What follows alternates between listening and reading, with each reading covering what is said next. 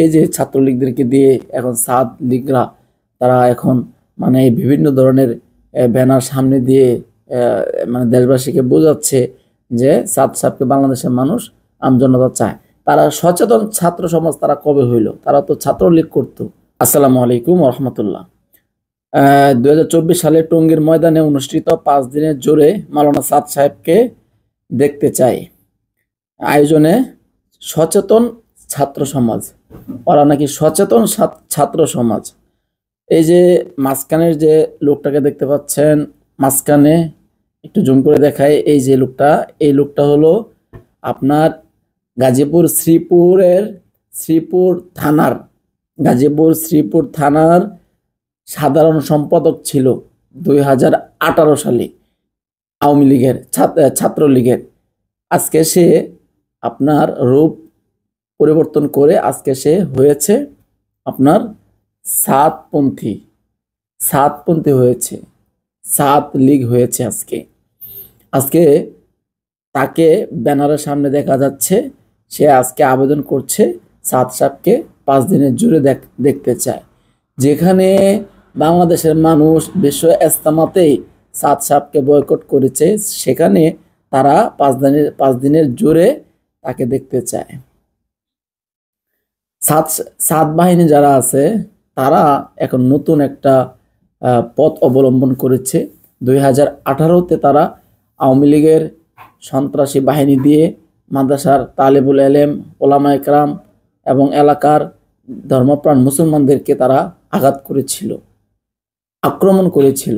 আপনারা জানেন, স্বরাষ্ট্রমন্ত্রীর বাসায় তারা সারা রাত অবস্থান করে এবং ওইটার পাশে একটা স্বরাষ্ট্রমন্ত্রীর পরিচালিত একটা মাদ্রাসা ছিল, সেখানে আপনার তাদেরকে প্রশিক্ষণ দেওয়া এবং আপনার টঙ্গী ময়দানে 2018 সালে তারা আলেমদের উপরে আক্রমণ করে।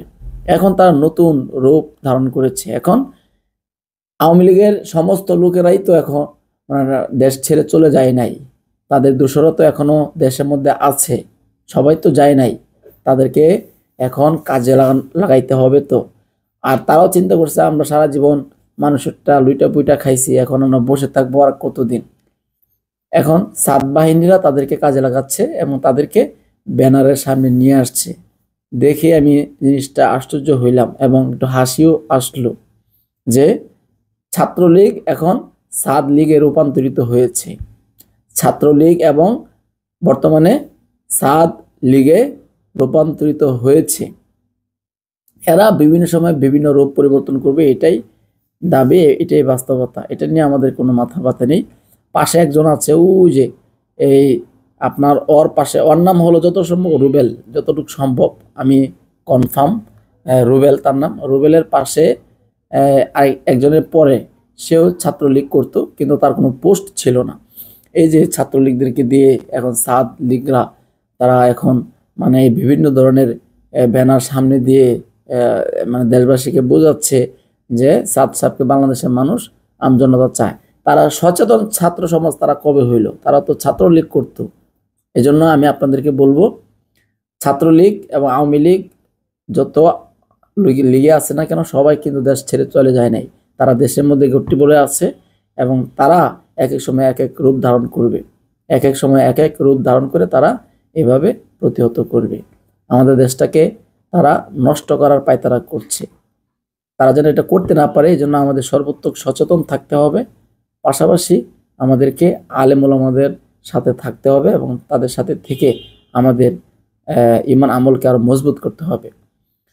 আজকে টঙ্গীর ময়দানে আল্লামা মামুনুল হক সাহেব গিয়েছিলেন এবং সেখান থেকে আপনার আমাদের নির্দেশ আসছে 5 দিনের জুড়ে যেন আমরা সেখানে যাই এবং অংশগ্রহণ করি। আমাদের যাদের সময় আছে আমরা অবশ্যই 5 দিনের জুড়ে অংশগ্রহণ করব। সবাই ভালো থাকবেন, ভিডিওটি শেয়ার করে দেবেন। আসসালামু আলাইকুম।